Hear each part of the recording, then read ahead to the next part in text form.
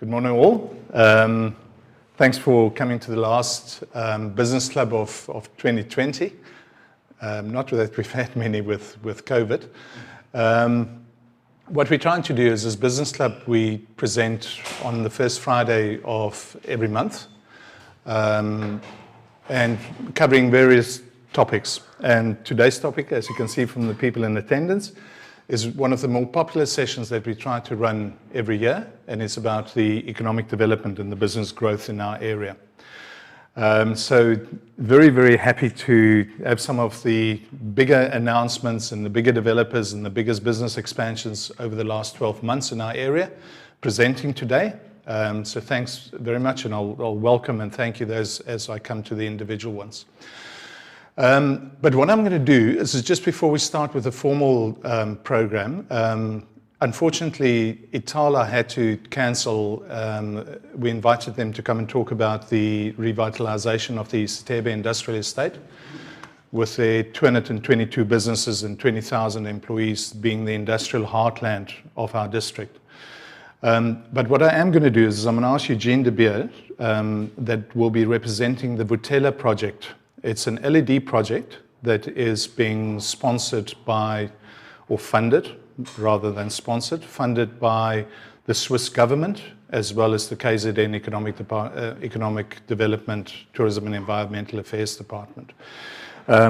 Eugene, the Vutela project covers 3 municipalities of the 5 municipalities that we've got in the district. Obviously, it covers the district municipality, and then it's working with the Mandini municipality and the Quadakuza municipality and over a number of work streams in terms of making it easier to conduct business in the iLembe's district.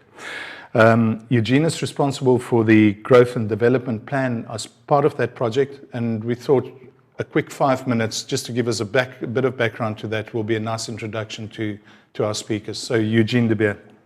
Thanks, Eugene. Do you want to come and stand there?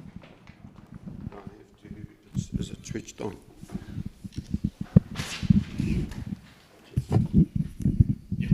Okay, thank you. Yeah, thanks very much for slipping in here quickly and to do that, but it might actually be a good introduction to the whole session that you're going to have and the presentations that you're going to do. Kobus has said actually quite a bit already about what it's all about. I'm going to elaborate a little bit more on that just to give you a context and then, okay, I've got an instruction, I must use it like this. To give you a little bit of an introduction and then unpacking it a little bit and so on. These municipalities, as you know, are fairly complex organizations, and specifically the format that we have in South Africa, where we have the district municipalities and local municipalities, gets quite complex in terms of who's responsible for what and what's going on and trying to coordinate it and so on. Now, the growth and development plan exercises have been running for many years. Was involved here, I don't know, 2008, I think, was the last one that I was involved here in the iLembe's area. Mike Newton was still around and so on. So we've been involved with this exercise for a long time. Now, the growth and development plans to a large extent have been, it's a long-term plan. It looks at something like 20-year plan. But in many cases, it's been a little bit of a letdown. It was more a posturing than anything else. iLembe's municipality, with the support of the Vutela program, is actually trying to take it very serious this time. And they say we really need to come up with something that's realistic and that can make a difference as we go forward. Now, it does link into something called the One Plan. Now, I don't know if you know that. So there's a whole lot of plans and so on running, and it gets terribly confusing after a while.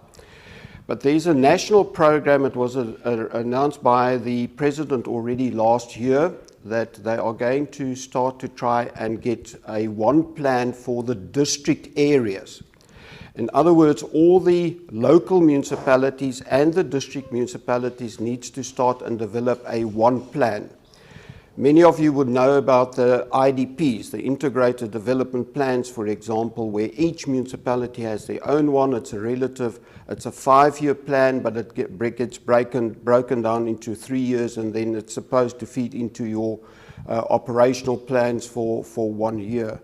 Now, the intention of this one plan is to pull everything together, and so that we start to deal with one, not municipality, but with one coordinated and shared type of exercise.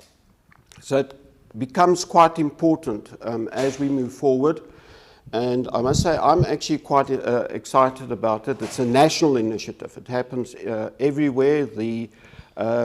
Most of you will know that the minister was here 2-3 weeks ago, where she actually had a launch session for iLembe's specifically to launch the one plan, or the other term is the district development model that they have.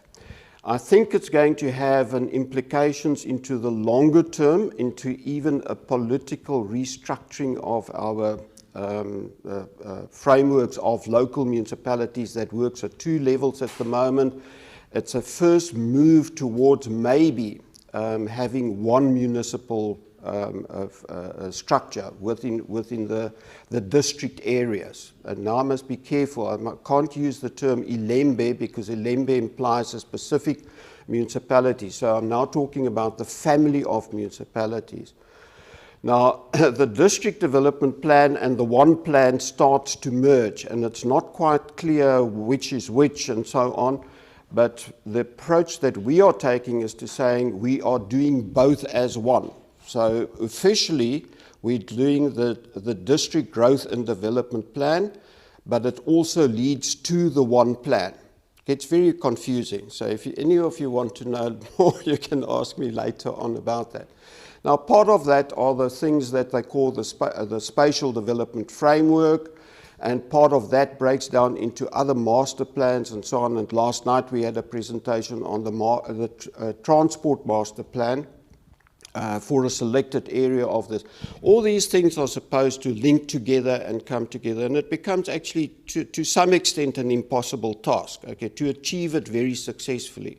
But nevertheless, we do need something like that. If you don't have a plan, nobody knows where you're going to. So whether these plans are often very successfully and implemented, please remember that if you don't have a plan of anything, then you have got absolutely no idea where you're going. So at least if you've got a plan, even if it doesn't get implemented or fully implemented, it does serve a purpose that it gives direction to everybody, private sector, to the social guys that are involved, and also the municipalities. Obviously, they eventually, as councils and so on, need to take it into account. And the one council, we're into local government elections next year. We're going to have a change in councils, and then we start the whole cycle all over again. But it provides continuity into the whole process. So it is actually quite an important exercise to undertake. Now, the Vutela program, Kobus has said, this actually deals with only the 3 municipalities. But for the purposes of the growth and development plan and the one plan exercise, it's actually all 5 municipalities. So both Ndwedwe and Mapumulu are included into this whole exercise. And then it covers the whole spectrum of economic development, social development, environmental issues, climate change, all those things comes to play, infrastructure development, the whole physical, spatial development, and so on. Now, the time frame for us to do this is very short. The plan needs to be adopted by Council next year. 31st of March is the last date that it needs to be done. So it's a very, very tight program in which this has to happen. I would like to engage specifically with private sector. You guys are often, to a large extent, not ignored, but left out and not consulted to the extent that it should happen. But the economy eventually is the driving force behind everything here. You get the economic development that leads to addressing some of the social problems, unemployment and so on, which we hope it will address. It leads on to the crises that we have in infrastructure development, because now you've got economic development, you've got more people coming to live and stay here. Now you've got a problem on infrastructure. So now you need to resolve your infrastructure, but in doing so, you again create jobs and so on. So it's a whole cyclical and integrated process that happens. So we're going to try and address that. Now, I need to sit down with Kobus at some stage, and early next year, I think we should have a workshop or a session, and we can have it as a webinar. We can plan out what is the most effective way, but we would probably need to do it fairly, late in January, but early in the process to really bring this to effect. The danger is always that I can't talk only to the chamber. So it's not chamber that I'm talking to, it's actually business that I want to, but chamber is a very good mechanism at least to get involved, or to get most of the larger interest players involved in the process. Then I would need to make sure that I cover the other municipalities as well. Ndwedwe and Mapumulu can't be left behind. Politically, that's completely unacceptable. So I would need to engage and make sure that I deal with those business peoples as well. There will be other involvements as well, specifically on the municipality side. Just to get those guys together is a huge problem. But so there will be those processes. At the same time, there are many other processes also running on the SDF, on the IDPs. They've got the integrated representative forum meetings that they are having and so on. So it gets terribly confusing. But at least I want to make sure that we involve you guys and that we get opinions.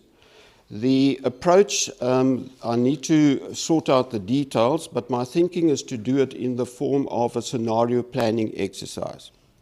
Because it's a long-term plan, the problems that we have right now is, can I say it, is not so important to this plan, okay?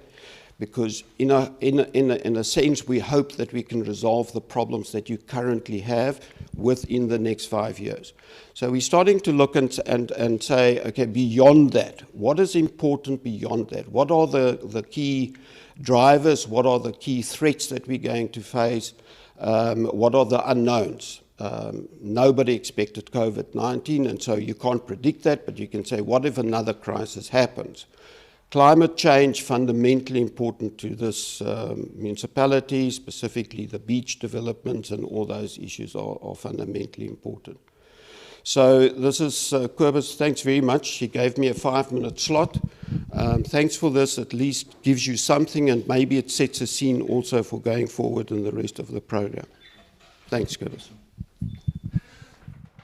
Thanks, Eugene. Just from a chamber point of view, we sit on the project steering committee of the Vutela program, so we're quite close. And I think one of the things that is a bit of an unknown at the moment is the President's Council's preference for the district development model, and in terms of how that's going to play out countrywide. So very exciting from a district point of view. Just maybe an acknowledgement to my board and my investment committee members, Andy, Shane, I don't see anybody else. Louise sits on my investment committee, so thanks very much for attending, and all the members. Good, so let's get into the program. The first, and I don't want to say he's a new kid on the block. He's been exceptionally active in other areas, and recently started moving and venturing onto the KZN North Coast, into the iLembe area. Mayen Moodley, he's the CEO of Chroma Capital, and I'm not going to divulge or go into any of the details around the developments that you are involved in, Mayen, but if you wouldn't mind coming to the front, thank you.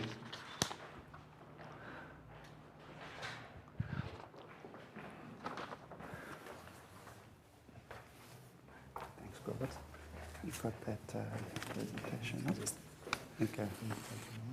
Yeah.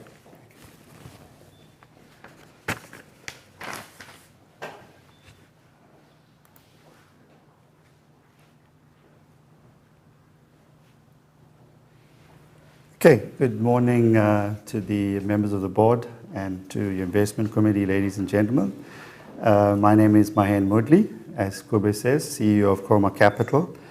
I'm just going to run through a quick agenda of what I want to cover today. So firstly, a snapshot of who Chroma is, context to our formation of our property development company, our value proposition in the area, some of the key property projects we're already involved in, who's behind it, and specifically in the area, what we're busy with. So just a snapshot of who we are as Chroma Capital. We come out of the Rand Merchant Bank stable. Our investment committee members are arguably the founding fathers of private equity in South Africa, founders of RMB Private Equity and investors in our business.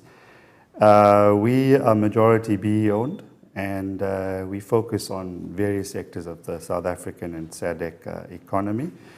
Initially, our business is healthcare focused, so our first few investments were largely in healthcare. We own stakes in unlisted private hospital group. We're involved in the pathology space and in healthcare packaging, also been involved with the Dis-Chem prior to its listing. We also invested in Africa's largest aviation business, 43 Air School, based out of Eastern Cape, Botswana's largest fuel supplier, and then we involved in a customer insights business called Ask Africa, which is a competitor to Nielsen's. We're involved in wealth management. We're actively involved as a private equity investor, so typically most private equity funds are passive investors, but we get actively involved in the businesses that we measure. Just some background, I'm one of the founders, formerly a member of the Rand Merchant Bank board in the investment banking unit. I used to head up the group. I was CEO of First Rand Bank in India, involved in global markets for RMB in London for a while, and our other partners are also ex-RMB. But that's not what we're here to talk about today. Our private equity arm is not what's for discussion today. We formed a sister concern, a property development company and a property fund. And the reason we did that is a number of the companies we invested in have third-party landlords. And we said to ourselves that it just doesn't make sense to have other property owners in our businesses. And a case in point is our hospitals. We own all our properties, but they've often been developers who've requested opportunities to develop with us. And we said to ourselves, no, we should be developing properties. So we have a common investor base between our private equity fund and our real estate business. We've also seen in the last 2 years in particular, a lot of listed property funds under pressure, especially in the last year. I think REITs there's been a bloodbath in the real estate sector. So we've seen a lot of investors look for more niche, privately held real estate funds where they can touch and feel developments as opposed to investing in a very large real estate trust and just owning paper. Investors want to be involved in more intimate property projects. So in essence, we formed a company called PPD Africa, and I think that's the brand which you will see being focused on in the Ballito and North Coast area. PPD Africa is Pentagon Property Developments Africa. I don't head that business. I'm a non-executive director and founder in kickstarting it. The CEO of that business is a gentleman by the name of Chimene Pereira. Join us later. Chimene has been busy with council matters this morning. So Chimene, I don't think stranger to this committee. Chimene is ex-Quadakuza, has been quite actively involved in town planning and been a pillar of strength in our business. And the COO is a gentleman by the name of Krisen Narayansamy. So they're really the drivers of the business in a nutshell. So again, PPD Africa is a majority BE owned, a real estate platform. We have subject matter experts involved at the platform level, banks, construction firms. We work closely with government and end user tenants. We're strategically involved with a few large real estate funds, Growthpoint in particular. Growthpoint's a big partner of ours in our healthcare side. Many of you would have seen Growthpoint 2 years ago, launched a healthcare fund. So they're actively working with our hospital group. We're also involved in industrial warehousing. We've been involved in, we like looking at certain turnarounds, which may be important for this committee. And I'll talk to the ISO of the Ballito Bay Mall as a good test case of what we're doing to make sure it's an iconic value proposition to the area. We're also involved in convenience retail and residential developments and student accommodation. This is just a snapshot of some of our healthcare properties across Richards Bay, Durban Central, and Ballito. These properties encompass mainstream acute hospitals with cardiac centers to day clinics and diagnostic centers. This is just a snapshot of some of our hospital projects, 6 hospitals, medical centers, and a training institute. 2 big projects coming in the pipeline, and that's closer to home here, is a day hospital in Ballito and a mental health development and a dementia care center in Salt Rock. The imagery you see there is the final product of the Odyssey project that most of you have seen coming up quite rapidly. We are on track to open in April next year. And perhaps at this point, I think most of you would like to hear about that project. So I'll give you some background to it. This building went into distress a few years ago, and RMB had liquidated the property. We acquired it after much litigation and drama. We acquired it, and we took our time. There's really no typically being a fund, there's no debt that we had, so there's no pressure on us to develop it quickly, and we applied our mind properly as to what we should do with this piece of property. I think most of you are aware retail is overtraded in the town. There's a lot of pressure currently on retailers. So we said to ourselves we should really put a proper mixed-use precinct, one that speaks to the stature of where Ballito is. And we underpinned it with healthcare, because healthcare is what we know and do best. So this precinct as a medical component, 7,000 squares. And what it is it's actually a very unique facility. It's a campus of medical facilities under one roof. So typically you either have an acute hospital like El Ballito Netcare, or you have day hospitals and medical centers. What this has is it has a state-of-the-art day clinic, day hospital with 4 laminar flow theaters. So laminar flow theaters allow you to do very advanced surgery. And then we've got a radiotherapy and oncology center, which does treatment for cancer patients. That is backed by the Callahan Group at Umhlanga. Rory Callahan, who heads that practice, lives in Ballito. And we're fortunate to have that group anchoring the oncology space. We also have a dialysis center, cardiometabolic center of excellence in there, and a subacute unit. And that really sits in the lower ground of this building. I'd welcome the members to go and take a tour. When you drive past the building, people don't have a sense of what's going on inside, but in fact the theaters are ready. So if you walk in there, you can see the wards and theaters taking shape as a lower ground. Then the ground section has largely been retailed, a smaller retail component with a Fit 24 gym, 3,000 square meter gym. Essentially, that piece we've sectional titled it off, and we've sold it to a retail expert, a large Greek consortium. So the ground floor is essentially retail, lower ground is healthcare. The problem with this building historically, I think it was poorly designed because lower ground is not conducive to retail. It's dark spaces, shoppers don't want to go there. So we think we've reinvented it quite well as a healthcare space. And then we have loft apartments on the deeper spaces in the mall. So that's really phase 1 of the precinct.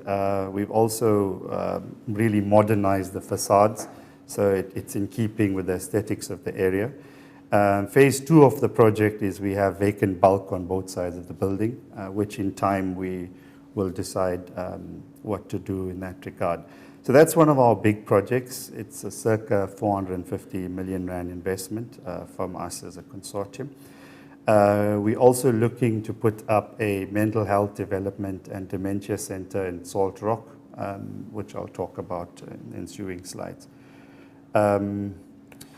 Industrial, we're involved with our automotive components business in Prospecton. But I'm going to skip that and really speak to the projects in this area. On the retail side, I think some of you are aware, we've acquired the Salt Rock Shopping Centre and the accompanying land adjoining Simbiti. What we like about this centre is, we've stress tested its earnings through COVID, and we've seen that shoppers are increasingly shopping at centres like this, where you get in and out, not in busier malls, and it's been very resilient through COVID. We've seen turnover of tenants been fairly good in that period. It's a 10,000 square metre centre with the option to extend. We are busy with extending it by another 4,000 squares. Particularly likes of Woolworths, etc., are looking for more space in that precinct. And then I mentioned Odyssey. So those are the two big retail projects we're busy with. From a pipeline perspective, what we've been busy with, and we've really been active over the last 2 years, is New Salt Rock City, and I'll spend a bit of time on that. Odyssey, I've mentioned. We also acquired a piece of land at Zimbali, phase 3, next to the Wedge Shopping Centre, which is involved largely in residential. We are busy with a foreign residency scheme in Mauritius, in Graham Bay, and then 2 estates in the Mshlanga area we've been busy with. One is Enigma at Mshlanga Ridge. You may have seen the boards there, and the Signature Residential Estate in Sibaya. In terms of Salt Rock, do you have a pointer, Cobus? So, sorry, if you just bear with me.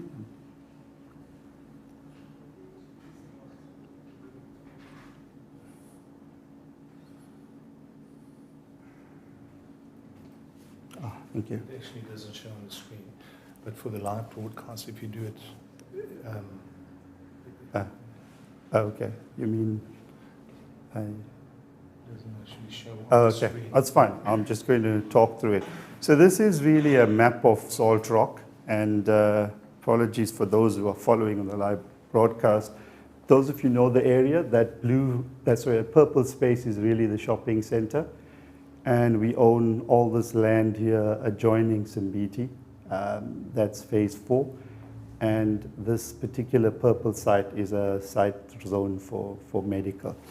So essentially, what we plan on doing here is, on the shopping centre side, I told you about our plans to extend. On the residential side, we have been in talks with Simbiti about incorporating that piece of land into Simbiti. It's been a very emotive subject and sensitive one with residents. I think there are a lot of residents who are for the project and a lot of residents who are against it. I understand there's a vote that's taking place in January in this regard. So some context to this piece of land is it's zoned for single residential stands and PUDs. So it's got a nice mix to it. And in addition to that, we have a node that's zoned for retirement, which we're quite keen on working on. There's been a number of requests from Simbiti residents to put a retirement product in there. And why we quite bullish on the retirement product is a lot of retirement villages have to underwrite what's called a frail care in a medical center, and that's often one of the big costs of a retirement product. And we think by centering our hospital next to the retirement product, you get a lot of operational leverage and cost savings by the retirement village not investing in that medical precinct. So we think that's going to be quite an important driver to have the hospital linked to the retirement. Where we are currently is we're going to market in December on the residential and retirement components without, I must stress, without the Simbiti brand, because we are not allowed to market it to Simbiti. It will be remiss of us and misleading to do that.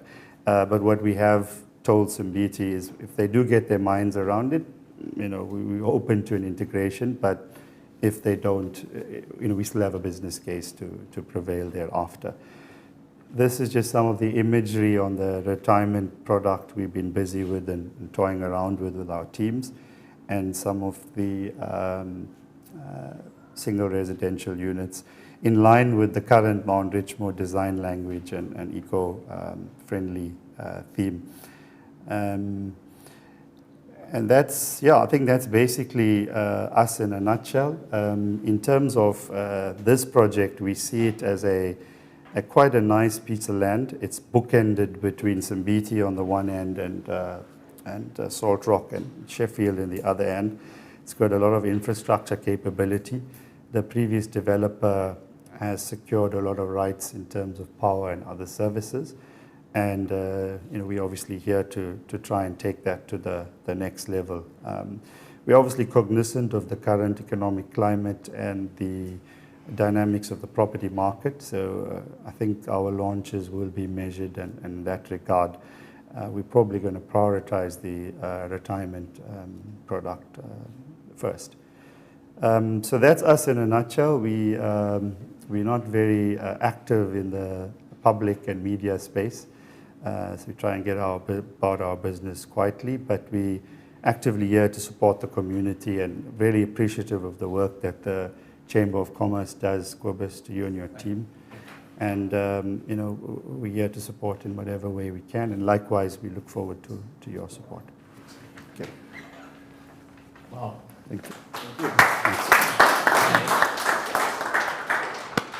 I think what we should do is maybe just, if there are immediate questions, maybe one or two. If there aren't any immediate questions, then we can always come back, and I'm sure my hen will be around afterwards. Okay, perfect.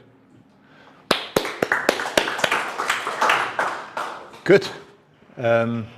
John, would you mind coming up? I see you've got let me just get your presentation up.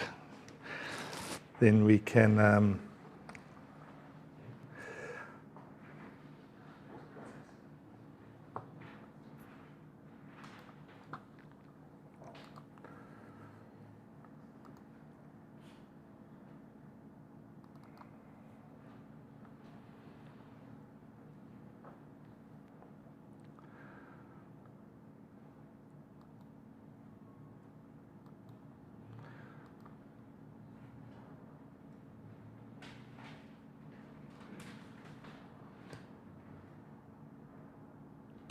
You can just use the mouse, John, if you... Can you make it bigger? I'd have to put glasses on.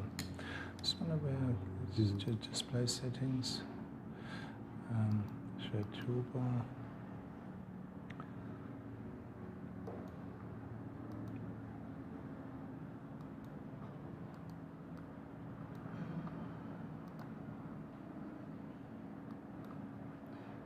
No, I think there should be a view where you just get the one. Which one? No, it's okay. Let's go back to. Will that be okay? No, it should just come as one presentation. No, don't worry about that. Oh, sure. It's okay. Just get that one sorted. There you go. Okay, perfect. Good. John, if you wouldn't, I think this is one of those businesses that excites me because it's an industrial business. It's based in KwaDukuza town in Stanger, and really, in terms of the aspirations that we've got as a chamber for the Stanger, KwaDukuza area. I think a lot of our dreams are based around SAPI, Gledau, and then obviously Hesto. What a lot of people don't know is that Hesto is the biggest employer, and I can hear the Gledau Farmers Association objecting that they're the biggest employer in our area, but as a single business, Hesto Harnesses is the single biggest employer in our district. And John has got a long relationship with our chamber, helping us out with our entrepreneurs, presenting to them, etc., etc.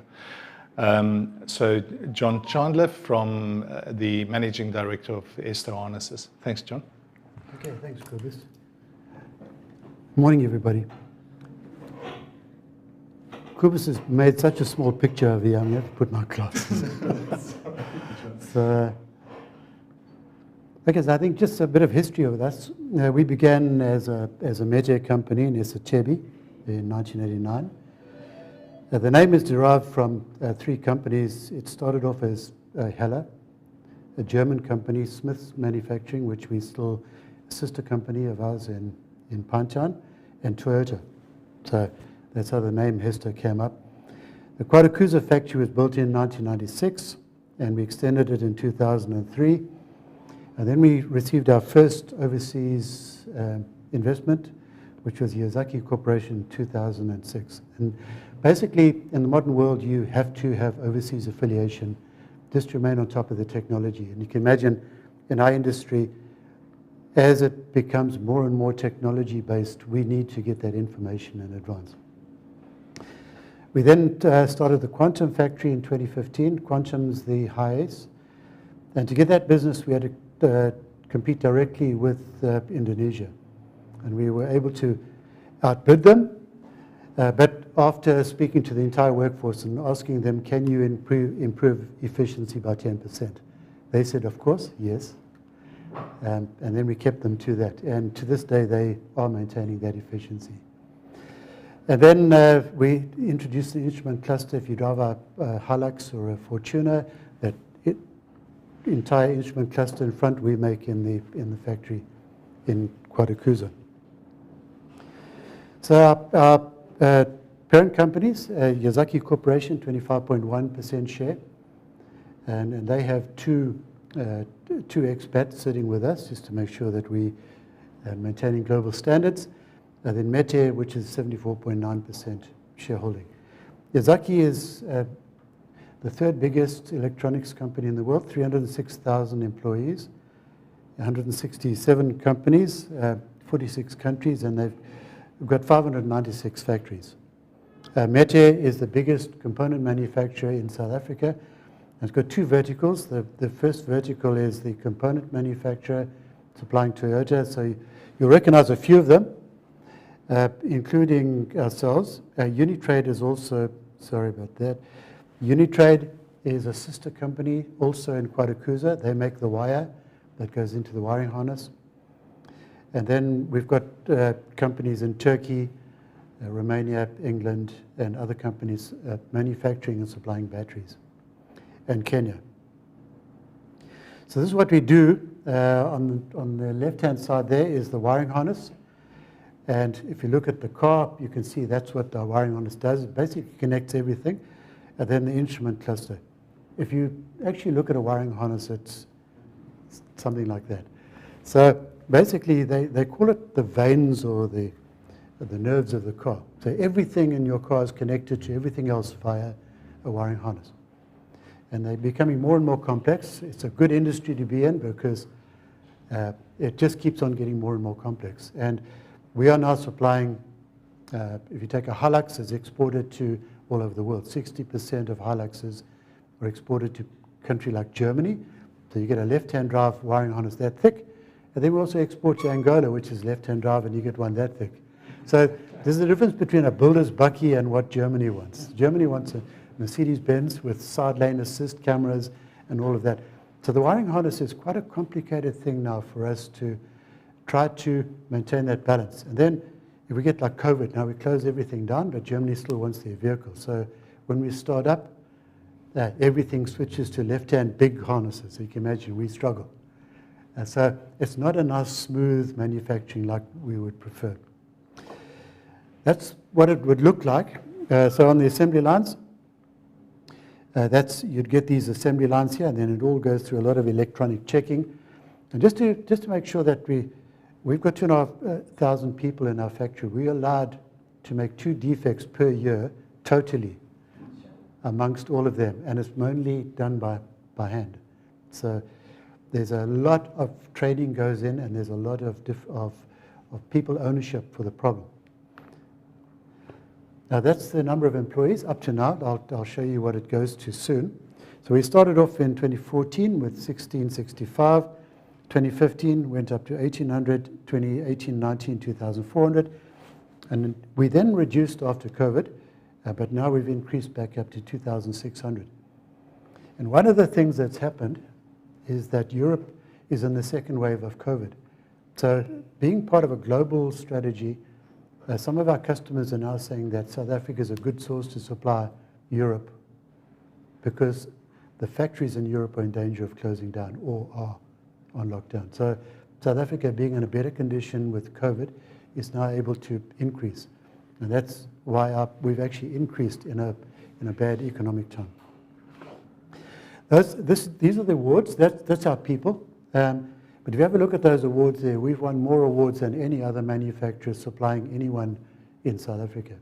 And 2015, I went across to Japan to receive the Contribution Award for one of 7 companies in the world for overall best supply to the Toyota Global. So that shows you a little Stanger company can achieve. So those awards are significant, and those are probably some of the people. But actually, we give those awards to everybody in the factory to have their photographs taken. And if you want to see what's trending, it's going to be Histo will trend on the days that they win awards. So actually, one of the easy KPIs to give somebody is, can we win awards this year? Then 2,600 people understand what you want. They know what the customer wants: good quality, good supply, good cost, good safety, and all of that stuff. So that's an instrument cluster. That's what it would look like. That's some of the factory manufacturing. And those are our customers. The car on the left top there is now just recently run out. That's the old Corolla. It will be replaced with another vehicle, which we're developing at this point. There's other vehicles which we are developing. They're going into the next phase. So our business now goes through to 2031, guaranteed. So we can see that far ahead, unless we do something like mess up with quality. Important in South Africa also is, I think, is inclusion and transformation. And we are BBB level 1. And significantly, our management control, we had 15.5 points out of 19. And now that's in a company which is 25% owned by overseas. So I hear a lot of people say you can't do it because we've got overseas ownership, we've got overseas managers, we've got all of that. But it's still possible to get that. A large part of it goes into our skills development, and this is not just a compliance issue. This is because when we said we only allowed 2 defects, you better train people to understand what is a defect. So the payback comes in I think this entire BBB, people say, is the wrong thing. From what we've seen, it's the right thing to do. It tells you that you've got to include your community. You've got to have you've got to develop your supplier base. You've got to now have a representative management team. And when you get that, then you find that the people actually making the product recognize it as being their company. Do it the other way, I think you end up with a company where you've got a segregated workforce. So that's what our management team looks like. That's the number of years in Histo, and then also the number of years. You see the 2 expats on the 2 opposite ends. They've got many years experience, but not a lot of experience in South Africa. We are the only non-Japanese run company which in the world. Normally, they would have Japanese running the majority of management. But in Africa, they've realized that maybe we understand Africa better than they do. So long as we do the right things, we listen to them, we follow the rules, and don't mess up their global reputation, they're happy for South Africans to run South Africa. These are some of the other guys around here, the Unitrade, and making product. And that's more product. And then this is the new factory. This is the ground that we'll be talking about. It's two pieces. The piece, that long, thin piece, belonged to Transnet. We'll be leasing them from them on a 15-year lease with an option to move it to 35 years and then buy it. The reason for the 15 years was we had to proceed this very, very fast.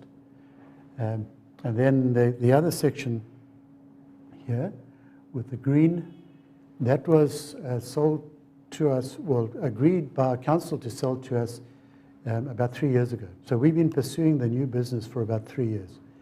And we got a council agreement to sell us. We were not going to use the Transnet. We're going to use that property and the one next to it. But the minute we were awarded the business, the guy next to it wanted to become the developer. Because you own land, you know how to develop. It's not the same thing. So we said, okay, we can't do that. And we only awarded business on the 20th of January this year, just before lockdown. So we now had to engage Transnet to see if we could get that land. And then also you've got all of the notarial tying and everything else that goes with it. So that's been a huge issue. Remember, Transnet consists of Transnet Freight Rail, Transnet Properties, Transnet Corporate, and then you've got the other side, Quadacruiser. So that's been a very well, and we'll explain just how well it's all worked together because of the additional jobs that this is going to bring to the community. So happy to say that everybody has done the right thing. They've got over them, Transnet must have this, and they wanted business, and we had to put it on trains or nothing. All of that just got sorted out. So there's the Transnet property. There's in between that little building here, that little white building, and that is the Quadacruiser land. So we'll be having that land as well. And this is what happens to the jobs now. So in 2022, we go from our 2,600 up to 5,400. So that's the extent. Just in addition to that, about 70% of these employees will be women. We're about 80% at the moment. Also, over 100 will be deaf and mute. So we have about 90 deaf and mute working in the factory at the moment. They make very good wiring harnesses. It's just, it doesn't affect them whatsoever. So long as we've adjusted the factory to suit deaf and mute, and we worked with the deaf and mute societies, and they set the factories up for us. Right now, a team leader, if you want people, they will say, can you give me a deaf and mute person as a preference, because it just somehow works. Then the new stuff is going to, unemployment in South Africa is about 29%, but in Quadacruiser it's higher. Quadacruiser, at the time we did the study, was 29%, and South Africa was much lower than that. So I think I'm not sure what the figures are now. But what I can say is that Quadacruiser asked us, municipality asked us if we could employ people from around Quadacruiser in a ratio rather than what we were doing, which was approaching our workforce and their family was coming in. So we put out an advert in the South Coast Courier at about 4 o'clock at night, one night. The next day, we had 12,000 CVs. We wanted 41 people. So that shows you the unemployment rate here in 12,000 CVs, which was in boxes. Our boardroom was packed like that. Then just on our stakeholders, we work closely with the community. There's Dr. Albertina Lutuli there. She just walked in one day, knocked on my door and said she needs help. Her school is not doing well, as she does. And she drove there herself in her car, just arrived one day and said, can I? So yeah, so every year we put containers up in the community. These are computerized containers, and we give it to the body corporate of the schools, not the school, so it doesn't go to the government, it goes to the body corporate. Then they use those schools for adult basic education training and various other things. The library, the local technicons at night, we provide the free Wi-Fi so students can use it. And then the schools are charging them out at a small rate. So it helps the school as well. Then also, just some of the stuff we do as well. We looked at the ED and enterprise development, and this is where it pays off. Those, if you look at those tables there, they look very much like what's that chicken place? Anyway, we copied it. And then these guys over here, one of the schools, these guys with those uniforms, one of the schools that we put the computer in, I think it's this school, this one here, the only way that people could have got in would have been through the roof or through the berg. So we found a guy welding on the side of the road, right next to the school, in the poorest area. So we asked him, can he make burglar bars? And he made the worst burglar bar you've ever seen. So we took him back into our workshop and gave him training and helped him make jigs. And he made perfect burglar bars. So we've taken him on now. His next project was making our canteen tables. That's those tables on the side there. And now he's making the facilities, the majority of facilities for that new factory, which is 40,000 square meters, will be made by him. And he was just a welder on the side of the road. So I think this is where you can see that if you do the right things, you'll end up in the right place. On the right-hand side up there, that's a stand that we had at the NARCAM show. NARCAM is the National Association Automobile. We won the prize for best stand. It was made by that guy that was the welder on the side. So that whole stand with electronics, everything was made by him. So it shows you that you can do anything with small enterprise, so long as you put the effort and the skills training in. Now we get points for that, so it's great. But then we also get the benefit of having a supplier. Then also all of our uniforms are made by these clothing manufacturers on the left. That's all local guys. So all of these shirts and all of our shirts, you'll see the blue shirt. Everybody going home wears blue shirts. That's all made locally in Isitebi, a small place in Isitebi. We've also been looking at using the community halls. So one of the problems in South Africa is compared with Thailand and other countries, the way South Africa was structured is the bosses live close to the factory and the workers live 50 kilometers away. In Thailand, it's the other way around. The bosses live in Bangkok, and because they've got a Merc or something to drive to work, and the workers just walk across the road. So we thought that probably one of the good things to do is to take the clothing manufacturer into the community halls. So we're talking to KDM about that at the moment, how to sponsor machines and then have still the same guys running it because they've got the expertise. You've got to have a certain quality, but you take the work out into the communities rather than have the people come in, spend 100 Rand a day just to get there and back. And then also our canteen is also run by locals. And our cleaning services, again, a nice story that the lady who runs that cleaning services, we've now, I think she's now up to about 70 employees. She started with one, and that was in her flat.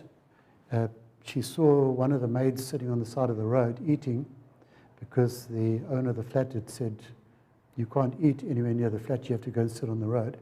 So she said, okay, she's going to change that. And she employed her and rented her out at a loss. She was making a loss. She didn't even know it. So when we took her on board and we said, okay, can you take over a big cleaning company? We looked at her figures and she's been sponsoring her employees. Lucky her husband had enough money to sponsor this negative company. But now she's got about 70 employees and she's got a few companies that she is now working with. Of course, the big key point is the training. So we task it out to finance department, you're going to teach her finances, right? She's going to do books and you're going to make sure that the books are correct. And then you take the technical side, then you've got the HR side, it's got to make sure that she's following the rules and all that. So, and then just some other things. So that aftermarket team just won an award this year. They'd never won it because to make a wiring harness for a 15-year-old vehicle is quite difficult. You've got the drawing, you've got to make it. but we sent them up to Pretoria, up to Johannesburg, to Toyota's big office. 35 of them, and 35 of them missed the flight coming back. That's the whole airplane had to be rebalanced because they were booked in one part of the plane. So that was. So I phoned them and I said, "Are you guys okay?" Because this is 11 o'clock at night. They've been up since 3 o'clock in the morning. No, they were happy. They were happy to be in Johannesburg Airport. They'd never been in an airport. So I think that's just some of the things. And then the rest of it is just, the long service awards. So, okay, so some of the reasons when we started the new business, now I haven't said what the new business is, and I don't think I can. Right? It's a vehicle manufacturer, and they also export a lot. But we had to sell them because they wanted us to be up in Gauteng. So we had to sell Kwadakuza. So this is one of the PowerPoints that we had trying to sell Kwadakuza.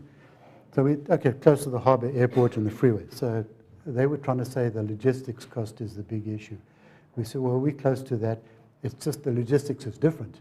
It's coming from the harbour to us and then up to you instead of from the harbour to you and then short distance. Relatively low labour rate compared with Silverton.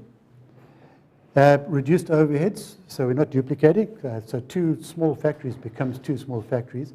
Now we've got this big factory, or 2 factories next to each other, will become a big factory with the economy of scale that you get with big factories. And then this other one here, so the synergy and the economy of scale. Then the benefit of the existing technical strength, and it's taken a long time. We will be the last remaining wiring harness manufacturer in South Africa. The others are all sitting in Botswana and other places. And this is the discussion we had with KDM, that to keep us here, labor-intensive stuff, we've got to have something because if we don't have that, Botswana has got all sorts of government incentives and cheap labor rate and all of that.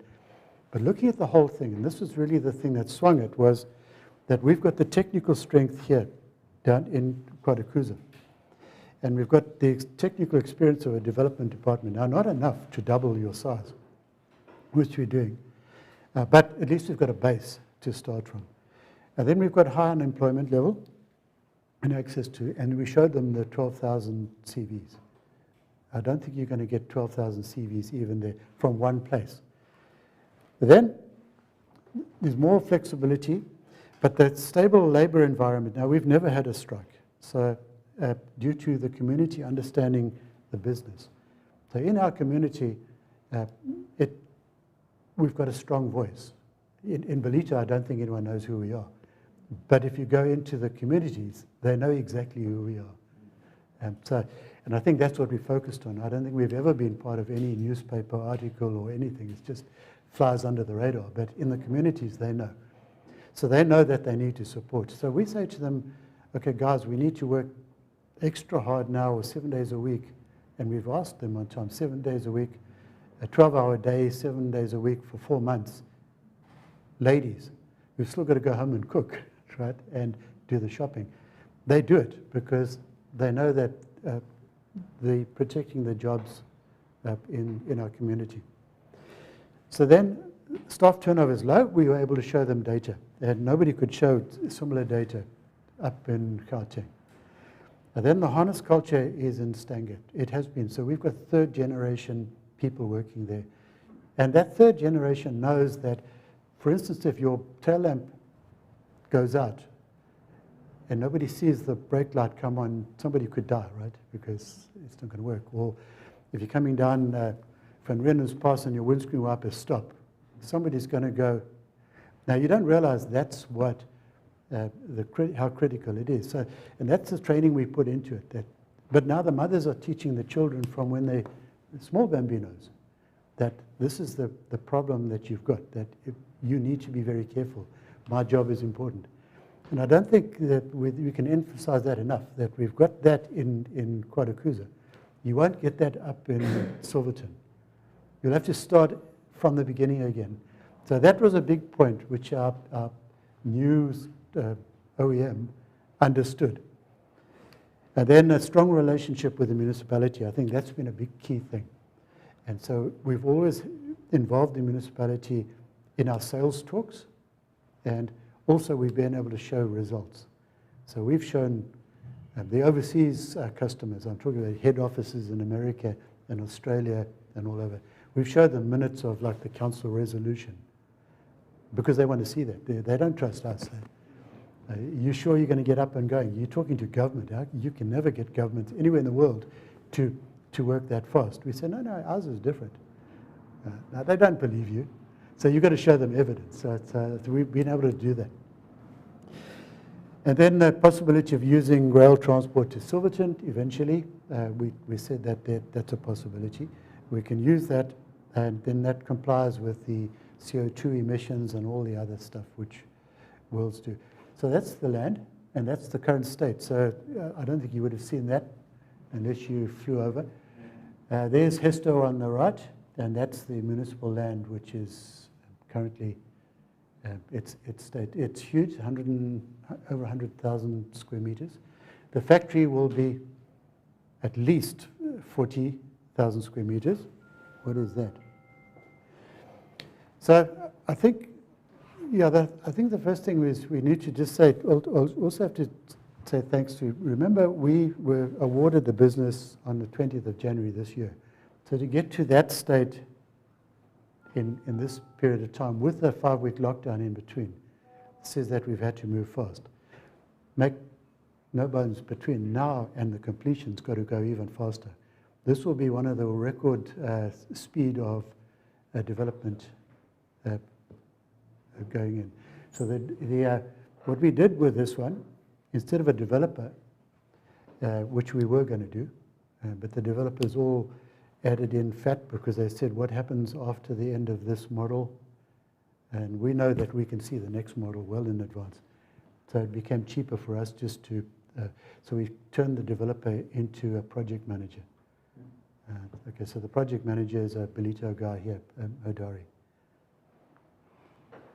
So this is, I think, this is the special thanks that we've got to have, and it's not just thanks, it's also what you've got to do as a business, I think.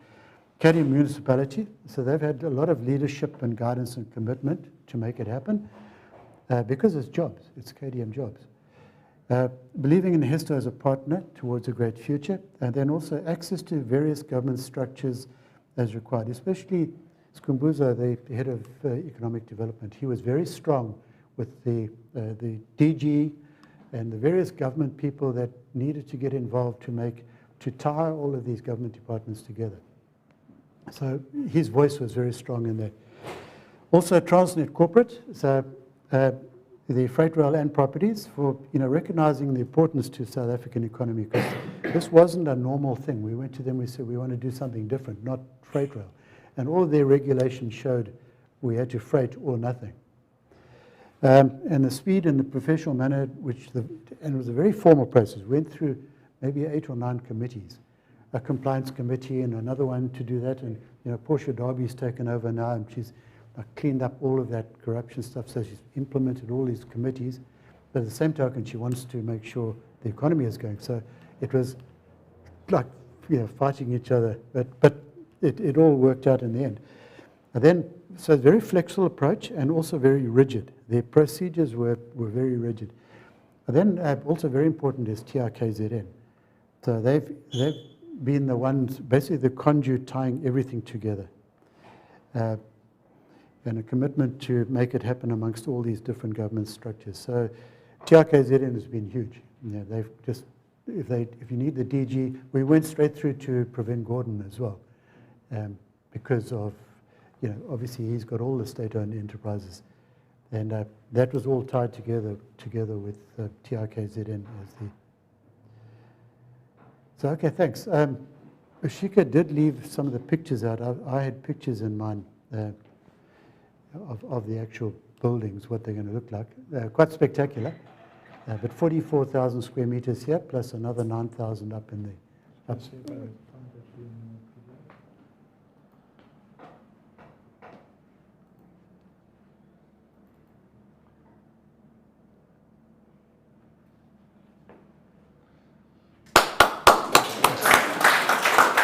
amazing. So, while I look for some pictures, Wendy, question? John, it's amazing to see development in the local area, especially in Quadacooza. I think it's amazing. When are you expecting this building to be operational, and when are you going online with the new production? The building has to be finished. Yeah, the building must be finished by October next year. So, and when we say finished, with everything inside. So, what you see on the outside is not the most important. It's all that equipment inside.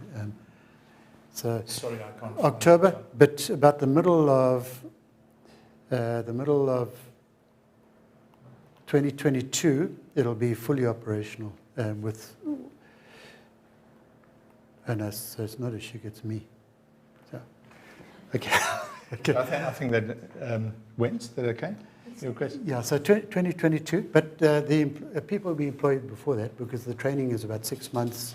So probably end of 2021 we'll be employing.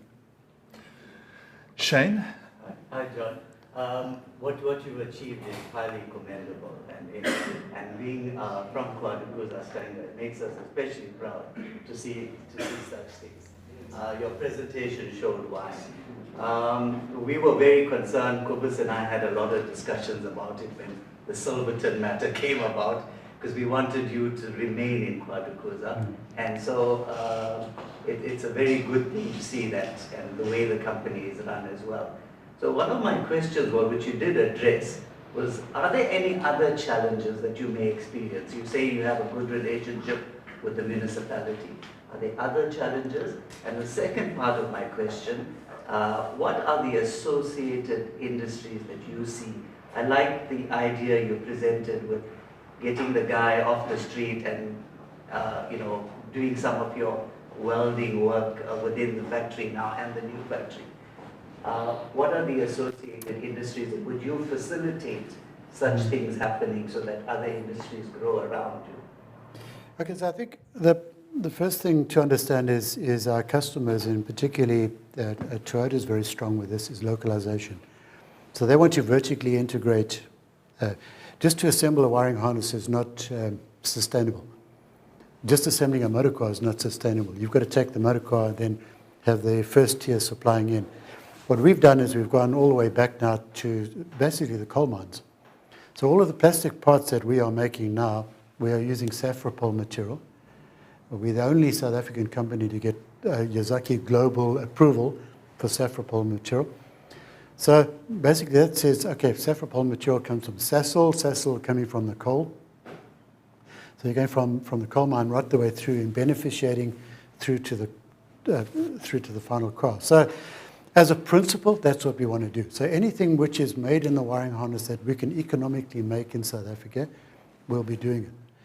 The wiring harness we can compete with overseas now, it's called a CIM, Cost Index of Manufacture.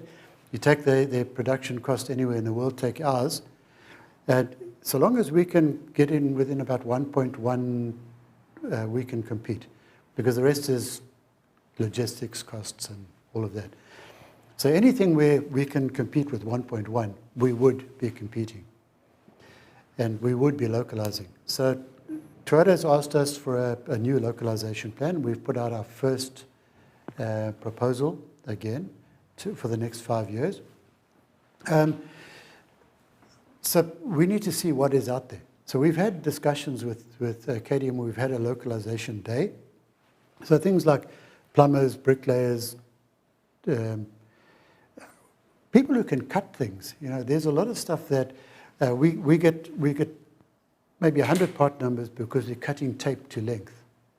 And we've got all these different tapes. But if we bring in that big log of tape and we get someone just to cut it, then that becomes an option.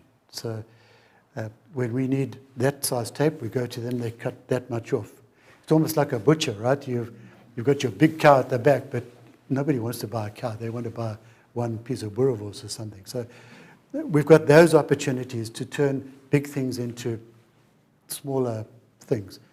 So there's a lot of stuff, almost anything that people. We've got a clinic inside our factory. We used to purchase directly from the pharmaceutical companies. We now use the pharmacist in Quadakuza Mall. Now, that took quite a lot of work because obviously you weren't a pharmacist, you're going to pay a lot of money compared with directly. But discussing with the pharmaceutical companies and discussing with him, so his margin drops right down. Pharmaceutical company, we're still buying from you, but we're not going to be buying sporadically from you like we do. It'll be a lot smoother if we just take it from the pharmaceutical company and they fill up. So I think you've got to be a little bit lateral. You can't just walk in and do business as usual and think you're going to win. You need to look at it and say, how can we jointly work together to achieve what we need to do?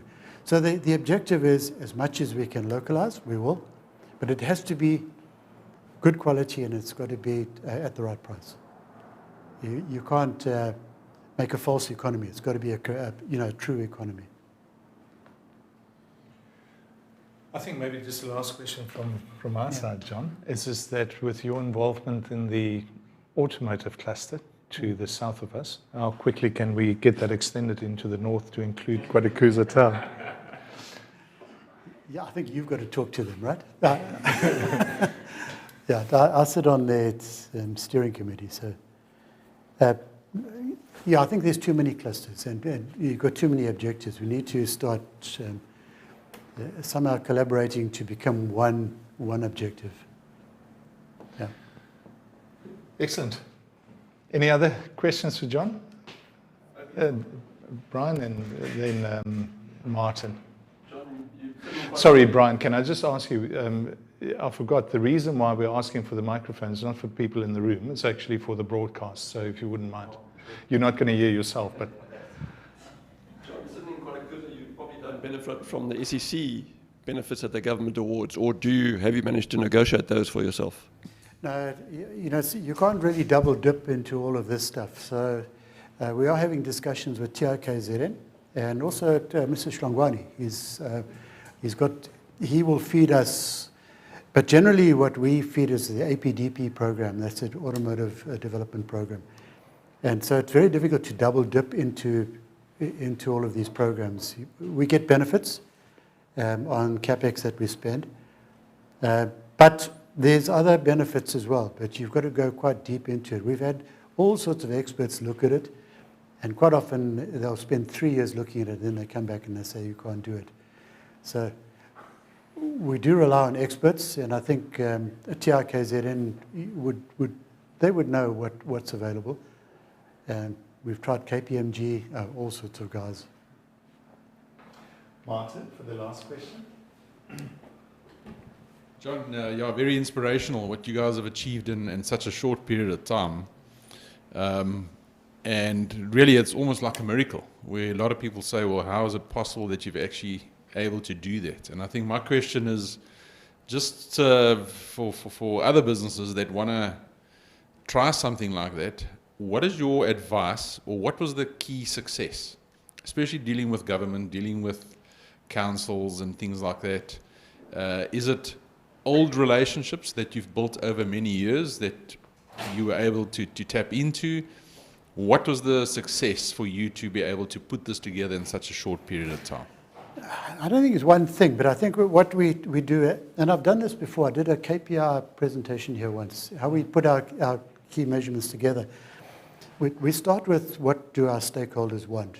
So we've got stakeholders, we've got our shareholders, our customers, what Yazaki as a joint venture partner wants, what our employees want, and then what government wants. When I say government, compliance.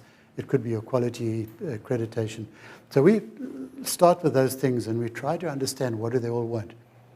And from there to put it all together into a key performance measurement. Someone was talking about a plan earlier. You've got to at least have a plan going forward. So once you understand what they want and you then centralize it, we do it with a huge mind map. It's a funny, ugly looking thing. It's done on a wall with chalk. And then after that, everybody gets a photograph of that mind map. But the key thing is when you understand what is one of your stakeholders, your employee and your communities. So what do they want? And when you've now involved them, I think you get an automatic buy-in. If you've got 2,600 people going in one direction, it's a lot easier than trying to sitting direct from the top, pulling a puppet string. And I think that's really the key. So when we, I think up until about 2010, I don't think we were friends with the municipality. There was always this adversarial relationship, you know, of you put a building up there and you didn't put the plan in properly, and there was that kind of a thing. When it changed and they realized that, okay, we're working with the community, then suddenly you find that the community starts working with you. And the community starts putting pressure on people to, you know, we want this company here. Now, if they don't want the company here, then you've got a completely different relationship with everybody through the structures. So I think over a period of time, we just built up a relationship, and people say, look, you're doing good in the community, therefore, you know, okay, so come and sit here. When you go and address council, now we need this piece of land, you're going to get a different reaction from someone where you've got an adversarial stuff on. Now, I've seen some of the local guys here who then do development, immediately angry with everybody about everything. You know, these guys don't want to give me electricity, these guys don't want to do that. That's a bad start. It's a bad start. You know, to get into the good thing, you need to make sure that you align with your KPIs. Because our KPIs and their KPIs are pretty much the same. We want to increase profits and long-term sustainability. Municipality wants to increase jobs. What's different? It's the same thing. You've got growth and you've got growth. So if you've aligned the growth, they want to increase, let's say, the schools and education. So we need to get points for our triple B. So let's align up, let's not go and do it. We could get the same points by going to Imams and Toji. That's going to help here, is it? So an example, Toyota, you know, your Nigel Ward is your counterpart on. They came through, they wanted us to help putting up a hospital down the South Coast. And all suppliers. And we said to him, how do we sell that to our employees, that we're putting our money down the South Coast? Surely we should be looking after our own. So yes, we'll put the money, but we don't want to put it down there. He accepted. So I think that's the kind of a discussion. Rather just align KPIs up with everybody, and then you've got a much easier conversation than if you're adversarial. Excellent. Thanks, John. Thank you.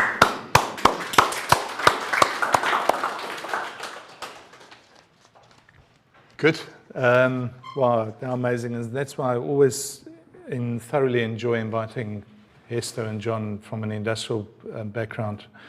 And I think especially a company like Hester that have started off in Estebe and then moved into Quadakuza. And I think just maybe two things that I always emphasize, and that's the reason why we've got people like the Bravo Group that owns Goma Goma and Grafton Everest in a place like Estebe, and they're not willing to move, is exactly what John was talking about, a culture of manufacturing and a culture of manufacturing harnesses, is that you don't buy that when you move into especially a new industrial environment. And people like Goma Goma, with all the issues, warts and all in Isitebe, one of their strengths is the skills of their workforce that have come through 3 or 4 generations now. So John, thanks very much. I know you need to go, so thanks very much. Thank you. Excellent. Cheers, John. Good. Now I just need to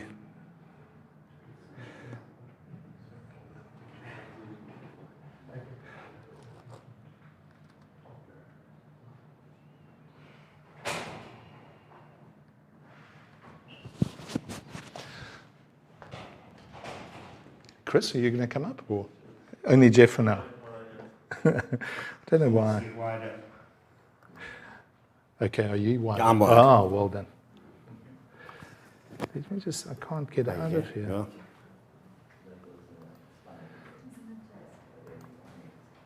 Okay, perfect.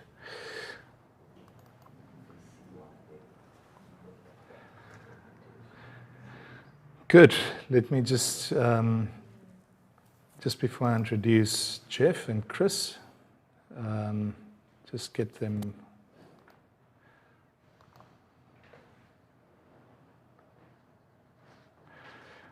Hope you're not complaining about it being too small either, Jeff. Okay, let's just see.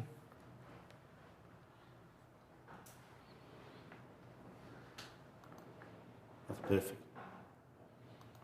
Okay. Perfect. Jeff, if you wouldn't mind. Chris? Thank you. So the next one and the final one, I think we're actually doing very, very well for time before Andy closes off for us, is the Collins Group and another developer holding company that is very, very close to our chamber because they sit on our executive, is the Royal Shark Property Group. Jeff Perkins and Chris Detroit is going to just give us an update. And thanks for always, Jeff. Always a very entertaining presentation by Jeff. So thanks very much. Thanks Jeff. Very much, Chris. It was about a year ago, I think, that we came here and we were so excited with announcing the resort at Tinley. And then what a great time COVID arrived. So you definitely don't want to be going to any financial institution asking for hospitality money. But the good news is that's back on track, and Chris will talk a little more about that just now. I just want to talk about the relationships, just so we're all clear of how we all work. So Collins Residential, the Collins Group, as was on our sheet, is actually a listed property fund which invests primarily in retail and industrial space throughout the country, and in fact in the UK. So that's a listed company, and very, very different, common people obviously, but Collins Residential is a private company, and Royal Sharker again has synergies with Collins Residential, just has a wider shareholding base. So I'm going to talk a little bit about where we are. When we were here last year, it was with Hlangano Sekela, and we chatted very briefly about the fact that we were looking at an expansive plan for the just short of 4,000 odd hectares on the coast, and that's what Chris will talk about. And at that point, we were up and running with, I'm assuming it takes a few seconds before it arrives there. That's why I was just looking at it. You can just check it there. Okay, let me go out, and then I'll... Sorry, Jeff. No problem. I think I've got too many open now.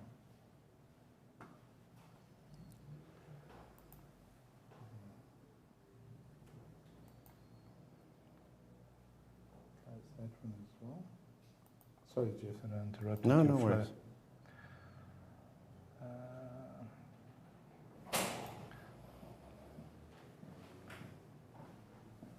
The other one is closed. Yeah, that's exactly what I did. Okay, there we go. Just click on that first slide. There we go. Perfect. We just need to... From current slide. There you go. Perfect. Sorry. Okay, cool. So here, this is Zululami now. We substantially down the way with this particular development. In fact, there are only 90 odd stands left. The rest has been spoken for, and there's a lot of the sectional title stuff's coming out the ground, and we've probably got about 60 to 70 of the single residentials that will start in the first quarter of next year. Some are nearly finished already, and some people are living there already. So what has changed from when we chatted last year is we've incorporated Montcalm into Zululami, and we've secured a deal with the Aurea Group, who are taking their retirement. In fact, it's the Oppenheimer family, the two girls that have driven this process. This will be their 7th project. It's basically like moving into the oyster box. So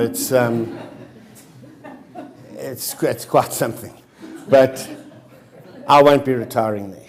But so then we've got various of the PUDs, as I said, coming up. We've got a nice little commercial node at the entrance that we're working on. So Zululami is well underway. We expect by this time next year to be a sold-out estate. And then we spoke briefly about Seaton last time. And so here is Seaton, just to orientate yourself again. That's the this is all Zululami here.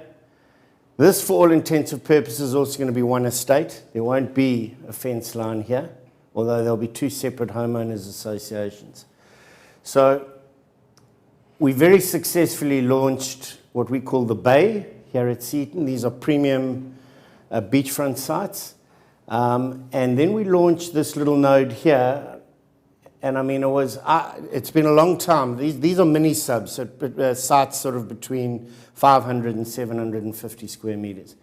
It's been a long time since I've seen queues of people that slept in their cars overnight and had poikies by the gatehouse. It was quite an interesting thing. I wish I'd actually bought that video clip. But we had 60 people waiting in a queue, and that entire node sold out in 6 hours. And it's been a long time in our market, but it's exciting because it tells us that that's the marketplace, because people want, as opposed to sectional title. We've got enough apartments, as we all know. And what people are really looking for is a piece of earth they can call their own, that's affordable. And we hit that market space by selling sands there from 550,000 Rand. So we've launched that very successfully. It's sold out. This is about 50% sold out. And then when we get close to the last sort of 90 odd stands here, we'll release that sector there. And so this will roll out. We have a very exciting scheme on this side of the road, which used to be our equestrian component. And what we found is we've moved the equestrian component into here. And we're going to release that as a separate estate completely, probably in Easter next year. Chris will talk a little bit to this commercial node here, school, and this is a high density setup. This will be our next phase of Seaton, the sort of northern side, where it's actually pretty similar. We've got our beach nodes, mini subs, and so on. So that's where we are in Collins Residential. Our other projects don't sit in Quadacooza, but again, just the presentation we had before just highlights this North Coast is the investors are coming, and Chris will allude to some of the significant investment that we've been able to attract for the just short of 4,000 hectares, which is a game changer for this region. It really, really is, and it's exciting to see the North Coast flourishing like it is. So thank you, Cobus. I'll hand over to Chris. He'll carry on. Thanks, Jeff. Yes, Jeff pointed out there, we've got big plans for a sort of commercial section here, convenience retail, which we think in time will feed a lot of the residential developments in the area. There's also a sports complex that we're considering. It is a little bit fluid in terms of planning at the moment, because obviously, we've got space available and we want to find the optimal, highest and best use for all of these facilities. There's also plans for a school. As many of you are aware, there's obviously massive demand for schools in this area, and with these residential developments developing as they are, that's one of the first questions we get is, where are my kids going to go to school? So that's something we're considering now, and we're talking to a few partners in that space for future schools. And then, as Jeff said, there's future in Seaton, more to the north, but at the moment we find a lot of interest on this north coast. It's certainly one of the fastest growing nodes in the country, despite COVID. Then moving on to the rest of RSPG. Can you flick it on for me? Thanks.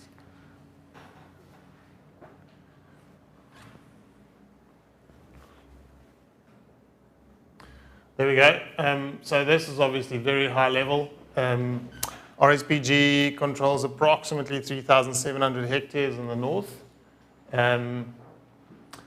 Of course, this is not all land controlled by us, but you have to look at it in the context of the local area plan and the authority's spatial development frameworks, which is work we've done in the last year, just considering the impact of infrastructure, access, movement, and access to the beach. And then, of course, your road networks, which is the most important thing for us. It's where all development starts.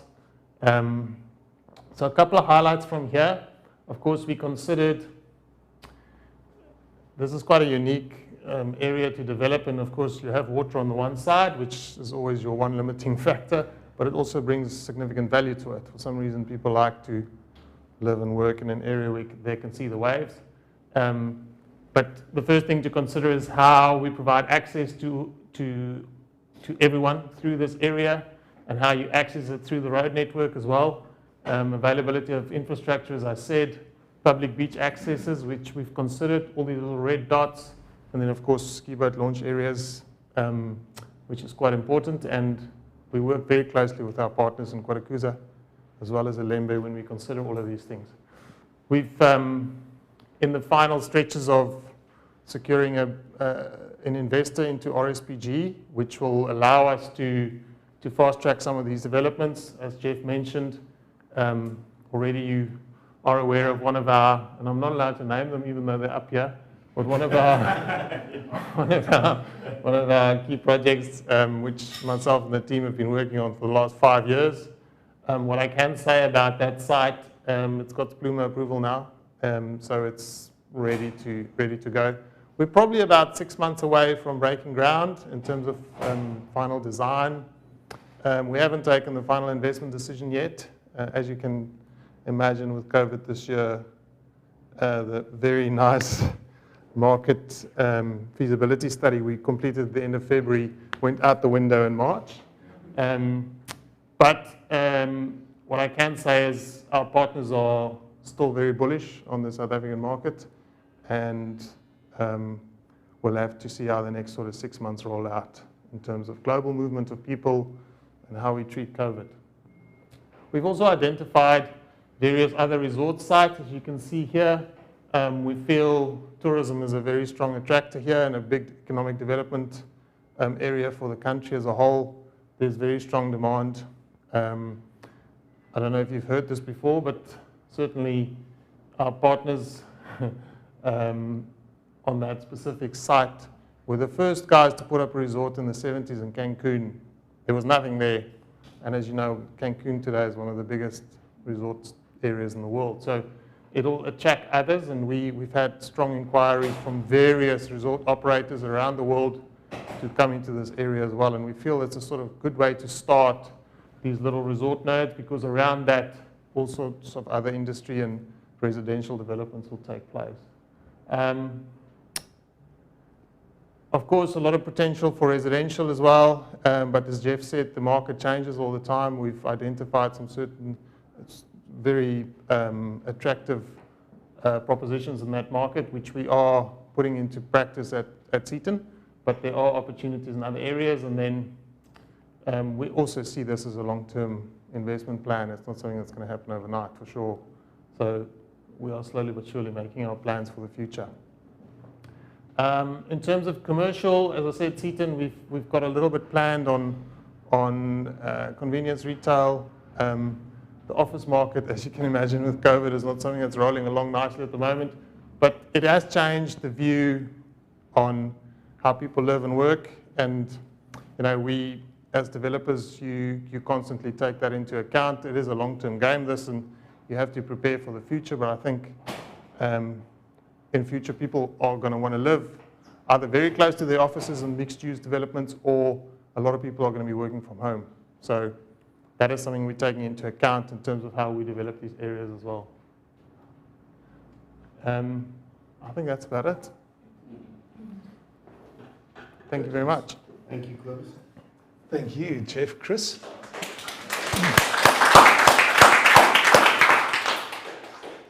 I don't know if we've got any questions for Chris or for Jeff. Martin? Thank you. Thank you. Just two questions, just around your existing developments there.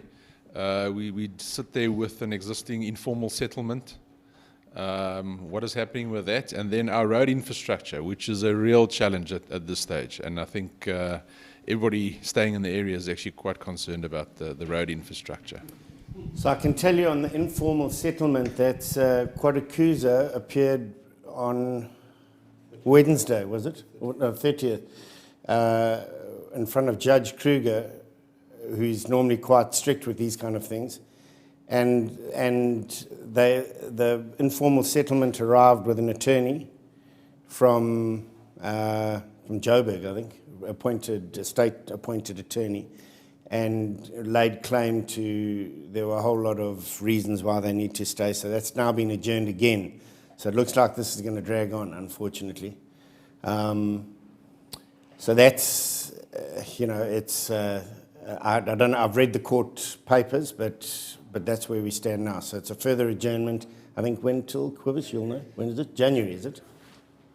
So that's that situation. The roads definitely have to be upgraded. That's all part of our planning. So when we roll out phase 1 of Seaton, the intention, and this is not an easy thing to get over the line, so we've been working with SMEC on it, but you're involving the Department of Transport, SANRAL, and everyone's got to be aligned in the program. And it's also very dependent on what the longer term plans are here. Because as you'll appreciate, 90% of all traffic is going south. You're either going back to Belito, or very little traffic goes north. So in terms of phase 1, this road will be upgraded, which let's call it an extension of the M4. And these on and off ramps are going to come on. So this work we're hoping to start by Easter next year. So that's going to be also a massive boost, because you don't have the Tiffany's debacle to get back onto the N2. You'll be able to move south and come from south directly. Also, SANRAL's new rules make places like Tiffany's a thing of the past, because you have to have 650 meters from the off-ramp before the very first turning. So what that's actually done, this piece of land we also own, it's an island, you can't get to it. We can by parachute. But, and then the other thing is you got another 650 meters before the next turning. So it makes things quite complex now when you're trying to design an estate, and you've got to deal, you've got one place to turn in 1.3 kilometers. So, but anyway, that looks like it's going to get approved. And then you can see at the time when South Bank comes online, there'll need to be another bridge to make this. They've got one of these in Joburg, which SANRAL really like. It's like a giant traffic circle. Yeah. Wendy?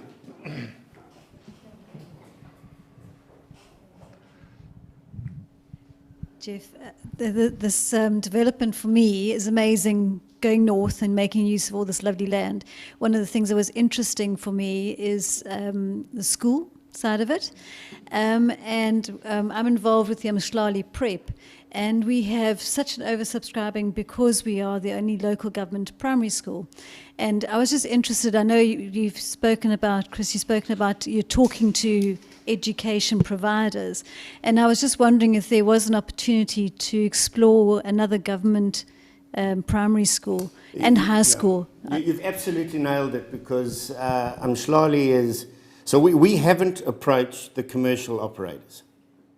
Now we've had talks with Saints, for example, in Joburg, who are desperate, but to try and understand 30-year money is impossible. So it's got to be a different model. Now I'm not at liberty to say who we're talking to, because we've had to sign an NDA, but this is going to be another private. What they want to introduce is a boarding environment, but at Maritzburg College prices, in terms of a school, but a weekly boarders only, boys and girls, and with a prep kind of environment. Now ironically, they've spoken exactly about Mshlali, and the fact that that model, again, is desperately needed in this region, because it works. It's a great school. It's got great traditions, 100 years old and some change. So we're acutely aware of that. So we're acutely aware of the 30,000 Rand a year kind of environment. And and the need for something a bit more traditional, but not another Crawford or another Trinity and so on. So we're working on that space. We're quite excited where we are. It's also quite a sensitive market that, I mean, we've seen private schools open in the area with various models, and some of them work, some of them not quite working yet, or some of them never going to work. So that's why you've got to get the right product. And I believe, especially on the RSPG land, we're going to need a multitude of schools. It's not just one at Seaton that's going to solve the schooling problem in this area. So we are investigating the market closely and looking at all the possible scenarios, definitely. I think what you nailed in particular, Jeff, is the price point. And I think the 30K per annum is very much what we're looking for in this region, in particularly high school and junior school. At the moment, there is no local government high school other than Quadakuza or Durban North, which is very problematic for our community. So these crowds have got benefactors that otherwise it's just you can't fund something like this. So they're putting together. They tell us they've secured the best head in KZN. I've been racking my brain as to who this might be. But so it is exciting space, and when they reveal themselves, we've had several meetings. It'll be hopefully newsworthy. Excellent. Eugene, thanks. Thanks, Jeff. Just also two questions. You mentioned that you had the feasibility study and then COVID, and that went all out of the... We're talking about Club Med now. Sorry, not that. Yes. Yeah. How did COVID change your market perceptions for the future, and what type of changes you have to make in terms of market demand? Can I just... And the second question is one of the issues in Quadakuza has always been this divide between the coastal development, and then you get the other developments along the R102 and so on, and the lower end of the market. How is that handled by developers at the moment? Many years ago, there was the requirement from government that developer has to make 10% available for the lower cost end of the market. That really went out of the window. And so what's happening in that space at the moment? Another interesting question. I mean, I'm sure all of you, while we were all deeply locked down, and as the months went on, April was terrifying, May was even more terrifying. And, we did funny, quirky things which tended to work. I mean, I don't know if any of you saw Andrew Smith and I messing around, pretending we were going to run comrades, and we're posting these things on our seat and things and getting massive hits because I think people were so desperate. So if we put out a very expensive man-made video, no one was interested in that. I'm talking about a professionally done video. If you do something with real people, it seemed to get a huge following because so all of these things were becoming relevant. And in the property market, initially, I thought there was going to be a massive bloodbath throughout. I mean, every day you picked up a newspaper, it was terrifying what you were reading. But as you all know, what ended up happening with the interest rate reductions, we've sold more property, and I'm talking about in all the developments. So we've got Emberton up in Hillcrest. We've got our own retirement scheme in Kindlewood. We've sold more property post this than probably we did the whole of last year. I mean, it's been unbelievable. But what we are finding is where the real sweet spot is to be able to give, and Chimene, when we went to the municipality and sat in front of them, the guys nearly kissed us when we explained to them what we wanted to do, is to be able to give someone a freestanding home on their own earth with full title for like 1.2 million rand. That's the real sweet spot, and we're going to be delivering that. So even with those sites that sold out at 550,000, if you go into a modest 3-bedroom, 110 square meter home, you should be living there for about 1.5 million rand. In an estate like Seaton, which is going to have in excess of 100 million rands worth of facility. Look, the guy on the beach is subsidizing that, please believe me. But yeah. But Shira, can I just comment on the, I assume your feasibility question refers to our international resort partners, which I'm not allowed to name. Is that right? Or yeah. So to give you an idea, they've got 70 resorts worldwide. They had to close them all down during COVID, repatriate 6,000 employees, put 35,000 employees, send them home basically. The French government stepped in and guaranteed 80% of their salary bill until there's no limit, until COVID's gone.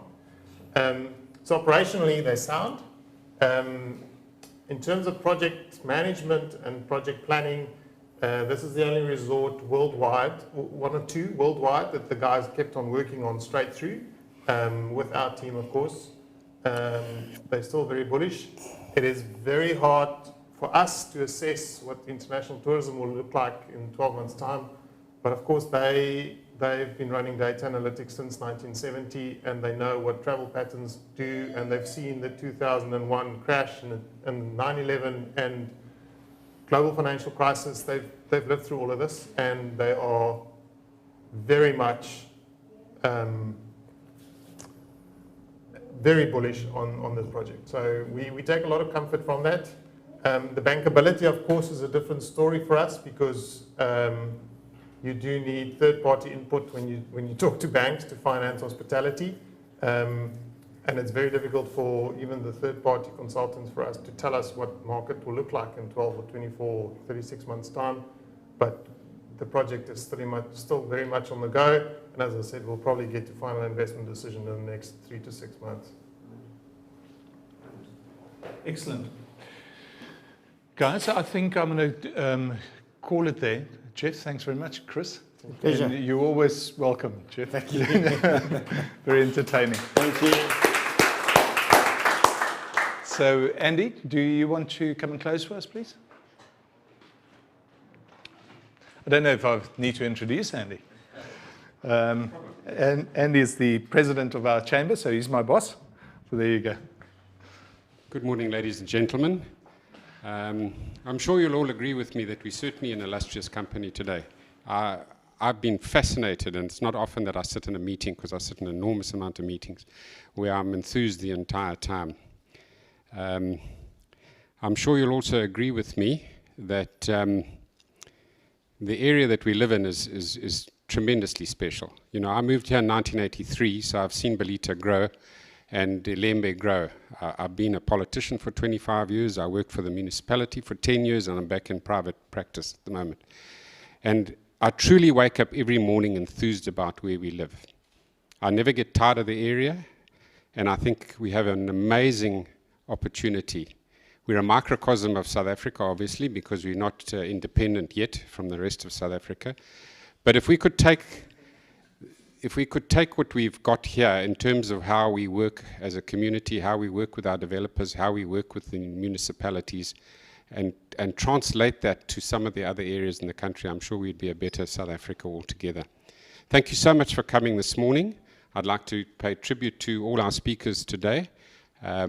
They've given up of their time, and I'm sure you've all found it fascinating listening to them. Thank you to Kobus, to you and your team for setting it up. This is the first one that I've actually managed to come to, so I think I've been missing out a lot, and I'm certainly going to make sure that in future I'll attend your Friday meetings, first Friday meetings. Thank you all. Be safe. Travel back safely and be safe.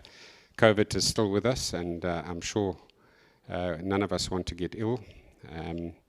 And hopefully this thing will pass like most things in life. Thank you so much.